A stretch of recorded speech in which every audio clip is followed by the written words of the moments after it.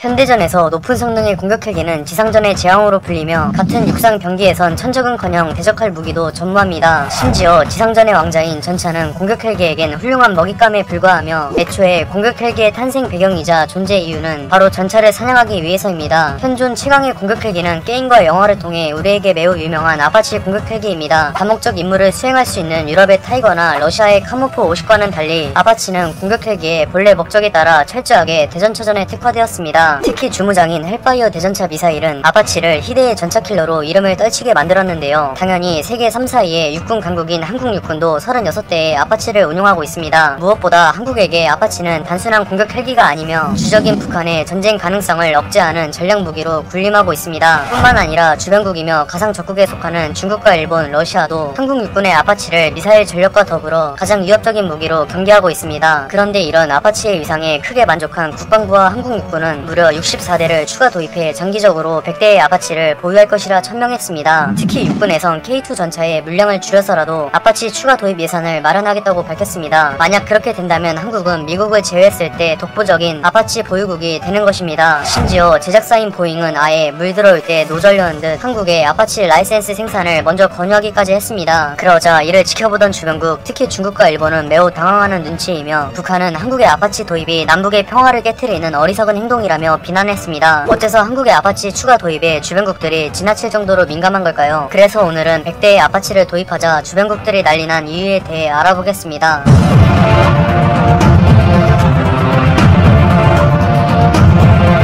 저는 아파치 100대 운용을 최우선으로 여기는 국방부와 한국 육군의 계획이 최고는 아닐지언정 최선의 선택이라고 생각합니다. 과거의 60, 70년대와 달리 현재 한국은 가난한 나라가 아닐 뿐더러 고령화 사회에 진입하여 인력이 부족하기 때문에 인명피해에 매우 민감합니다. 따라서 많은 인원들이 동원되며 예측할 수 없는 위협을 떠안아야 하는 K2 전차보단 좀 비싸지만 적을 확실하고 신속하게 제압할 수 있는 아파치 도입이 합리적이라고 생각합니다. 물론 세계 최강급 전차인 K2의 양산에 악영향이 가는 것은 매우 아쉽지만 아파치의 도입을 위해선 필요한 희생이라고 생각합니다. 특히 한국이 100대의 아파치를 보유하게 되는 것은 우리의 주적인 북한과 중국에게 엄청난 위협이 아닐 수 없습니다. 특히 한국군과는 돌이킬 수 없을 정도로 격차가 벌어진 북한군에겐 사형 선고나 다름없습니다. 북한군의 주요 전략, 아니 최후의 발악은 바로 제파식 전술인데요. 제파식 전술은 있는 대로 끌어모은 4000대가량의 전차를 주축으로 기계와 사단을 구성해 속전속결로 휴전선을 돌파합니다. 이후 파주와 의정부, 철원 등의 평탄한 돌파구를 확보한 뒤 어떻게든 서울을 점령하면 중국과 함께 미국과 협상한다는 것이 그들의 계획입니다. 만약 한국이 이에 맞서 똑같이 전차를 주축으로 한 기계와 군단을 투입한다면 대응할 시간도 늦어질 뿐더러 교전 과정에서 피해가 조금이나마 발생할 수밖에 없는데요. 그러나 시속 250km로 이동할 수 있는 아파치가 출격한다면 얘기는 달라집니다. 아파치는 냉전 시절 유럽을 침공할 소련의 기갑부대를 저지하기 위해 개발했기 때문에 한정된 공간에 적이 밀집할수록 화력을 극대화할 수 있습니다. 하물며 유럽과는 비교가 안 될 정도로 작은 한반도, 거기다 휴전선 인근에 수천 대의 전차가 밀집한 전장 환경은 아파치가 미쳐 날뛰기엔 충분할 지경입니다. 즉 한국의 아파치는 물 만난 고기 마냥 주인을 잘 만나 한반도의 한정에선 용도가 다르지만 그 F-35에 필적하는 전략무기 역할을 담당하고 있습니다. 이론상으론 100대의 아파치가 한번 출격할 때마다 무려